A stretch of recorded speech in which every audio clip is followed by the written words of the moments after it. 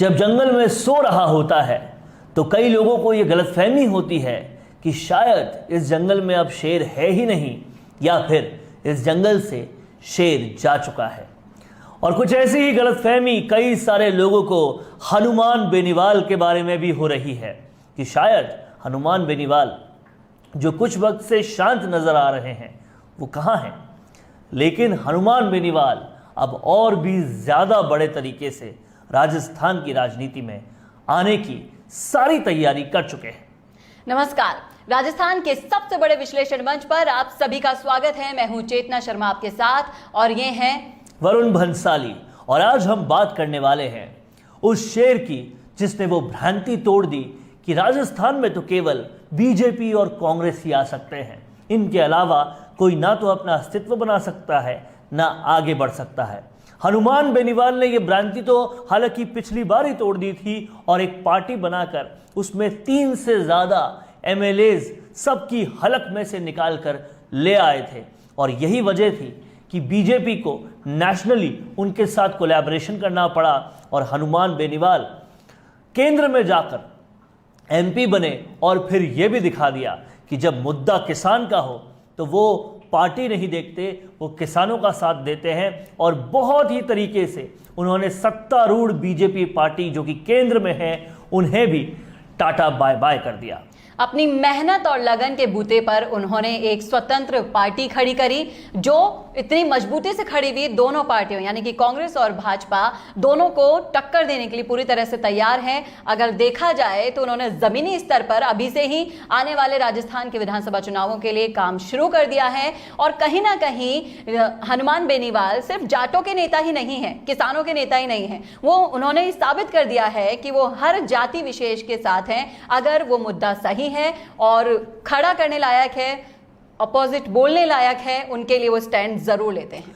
चेतना, यहां पर हमें एक और बात को समझना होगा कि हनुमान बेनीवाल अब किस स्ट्रैटेजी और किस रणनीति के साथ आगे बढ़ रहे हैं। हनुमान बेनीवाल ने इस बार जो उपचुनाव हो रहे हैं उसमें वल्लभ नगर से अपना कैंडिडेट जो खड़ा किया है, वो जो कैंडिडेट है वो गुलाब चंद कटारिया का सबसे खास हुआ करता था।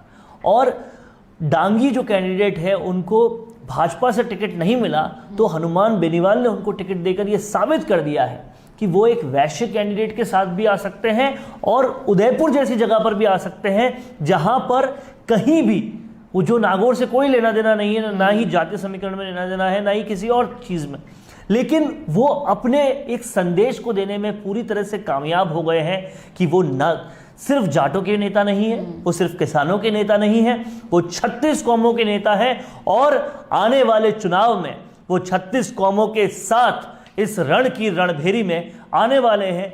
ये भी उन्होंने पूरी तरह से इससे साफ कर दिया है। कोई फर्क नहीं पड़ता ये चुनाव हारे डांगी या जीते, हालांकि वो बहुत तगड़ी फाइट दे रहे हैं, बहुत तगड़ी टक्कर दे रहे हैं। और वहां पर जो मुकाबला है वो तिकोनी बना हुआ है पूरी तरह से।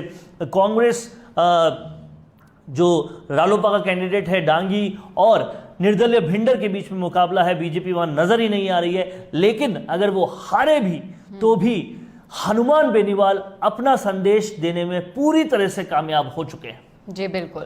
और कहीं ना कहीं उन्होंने ये भी बता दिया है कि वो गलत बर्दाश्त नहीं करेंगे। शुरू से ही उन्होंने अपना ये संदेश क्लियर रखा है दोनों पार्टियों के सामने कि अगर वो कोई भी चीज़ गलत होते हुए देखते हैं तो वो उसे बर्दाश्त नहीं करते, उसके खिलाफ स्टैंड जरूर लेते हैं, चाहे से उनके इमेज को फर्क पड़े या ना पड़े। यही कहीं ना कहीं उनका सबसे स्ट्रॉन्गेस्ट पॉइंट है चेतना, क्योंकि जिस तरीके से पहले देखा गया कि किरोड़ी लाल मीणा जब पहले भाजपा में थे, भाजपा से फिर किसी एनपीपी में आ गए, एनपीपी से फिर वापस भाजपा में चले गए, तो ये समझ में आ गया कि वो शायद पार्टियों में इधर से उधर जा रहे हैं। लेकिन हनुमान बेनीवाल कभी भी किसी भी पार्टी में शामिल नहीं हुए, उन्होंने बाहर से गठबंधन किया।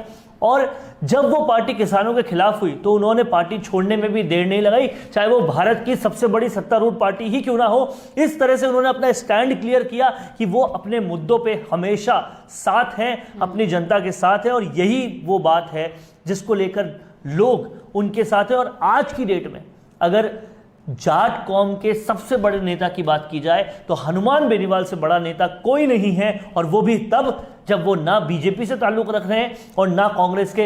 ये वाकई बड़ी बात है। और अब हनुमान बेनीवाल ने कहीं ना कहीं आगे वाले चुनाव की भी, 2024 में जो चुनाव हो रहे हैं उनकी भी साफ साफ रणभेरी सेट कर दी है, वल्लभ नगर में अपना कैंडिडेट डांगी को बनाकर। और उससे भी ये पूरी तरह से साफ हो गया है कि कहीं ना कहीं हनुमान बेनीवाल जो हैं वो 36 कौमों के साथ और पूरे राजस्थान में अब पूरे शक्ति से चुनाव लड़ेंगे। और जिस तरीके से उन्होंने प्रचार किया है वो प्रचार भी वाकई देखने योग्य है।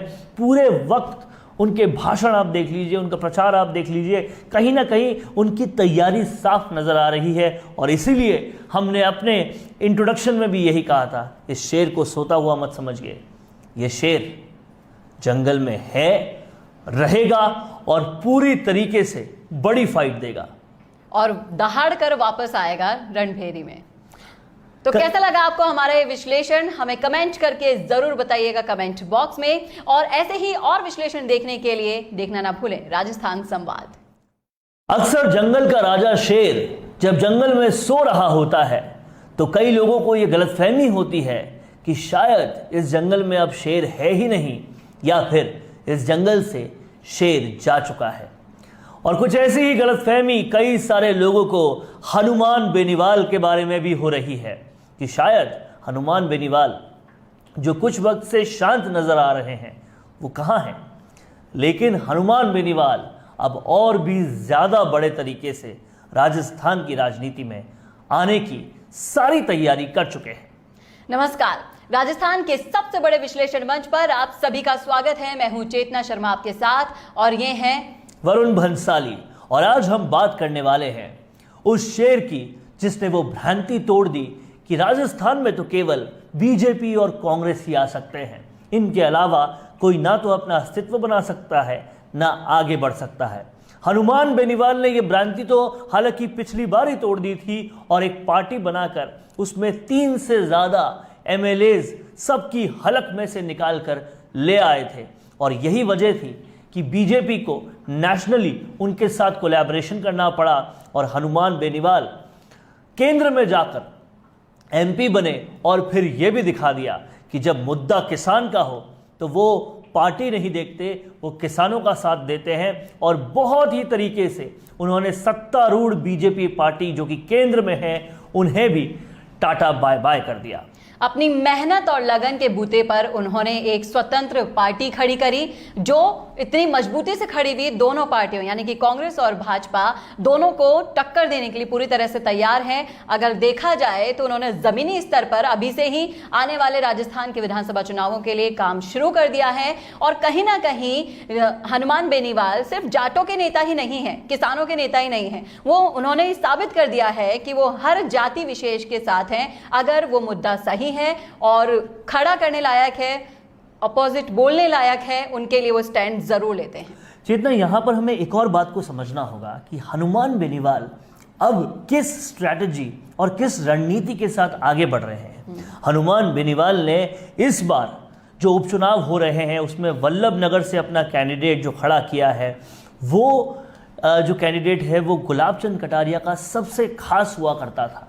और डांगी जो कैंडिडेट है उनको भाजपा से टिकट नहीं मिला तो हनुमान बेनीवाल ने उनको टिकट देकर ये साबित कर दिया है कि वो एक वैश्य कैंडिडेट के साथ भी आ सकते हैं और उदयपुर जैसी जगह पर भी आ सकते हैं जहां पर कहीं भी वो जो नागौर से कोई लेना देना नहीं है, ना ही जातीय समीकरण में लेना देना है, ना ही किसी और चीज़ में, लेकिन वो अपने एक संदेश को देने में पूरी तरह से कामयाब हो गए हैं कि वो न सिर्फ जाटों के नेता नहीं है, वो सिर्फ किसानों के नेता नहीं है, वो 36 कौमों के नेता है। और आने वाले चुनाव में वो 36 कौमों के साथ इस रण की रणभेरी में आने वाले हैं, ये भी उन्होंने पूरी तरह से इससे साफ कर दिया है। कोई फर्क नहीं पड़ता ये चुनाव हारे डांगी या जीते, हालांकि वो बहुत तगड़ी फाइट दे रहे हैं, बहुत तगड़ी टक्कर दे रहे हैं। और वहाँ पर जो मुकाबला है वो तिकोनी बना हुआ है पूरी तरह से।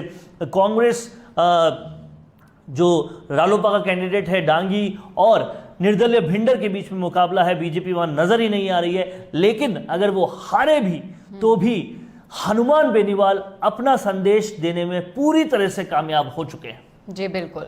और कहीं ना कहीं उन्होंने ये भी बता दिया है कि वो गलत बर्दाश्त नहीं करेंगे। शुरू से ही उन्होंने अपना ये संदेश क्लियर रखा है दोनों पार्टियों के सामने कि अगर वो कोई भी चीज़ गलत होते हुए देखते हैं तो वो उसे बर्दाश्त नहीं करते, उसके खिलाफ स्टैंड जरूर लेते हैं, चाहे से उनके इमेज को फर्क पड़े या ना पड़े। यही कहीं ना कहीं उनका सबसे स्ट्रॉन्गेस्ट पॉइंट है चेतना, क्योंकि जिस तरीके से पहले देखा गया कि किरोड़ी लाल मीणा जब पहले भाजपा में थे, भाजपा से फिर किसी एनपीपी में आ गए, एनपीपी से फिर वापस भाजपा में चले गए, तो ये समझ में आ गया कि वो शायद पार्टियों में इधर से उधर जा रहे हैं। लेकिन हनुमान बेनीवाल कभी भी किसी भी पार्टी में शामिल नहीं हुए। उन्होंने बाहर से गठबंधन किया और जब वो पार्टी किसानों के खिलाफ हुई तो उन्होंने पार्टी छोड़ने में भी देर नहीं लगाई, चाहे वो भारत की सबसे बड़ी सत्तारूढ़ पार्टी ही क्यों ना हो। इस तरह से उन्होंने अपना स्टैंड क्लियर किया कि वो अपने मुद्दों पे हमेशा साथ हैं, अपनी जनता के साथ हैं, और यही वो बात है जिसको लेकर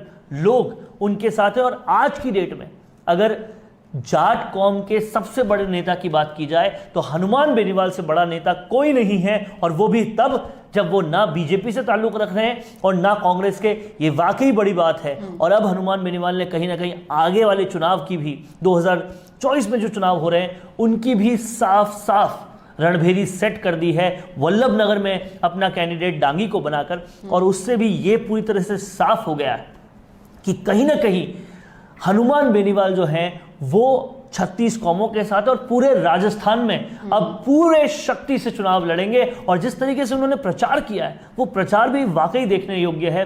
पूरे वक्त उनके भाषण आप देख लीजिए, उनका प्रचार आप देख लीजिए, कहीं ना कहीं उनकी तैयारी साफ नजर आ रही है। और इसीलिए हमने अपने इंट्रोडक्शन में भी यही कहा था, इस शेर को सोता हुआ मत समझिए, ये शेर जंगल में है, रहेगा और पूरी तरीके से बड़ी फाइट देगा और दहाड़ कर वापस आएगा रणभेरी में।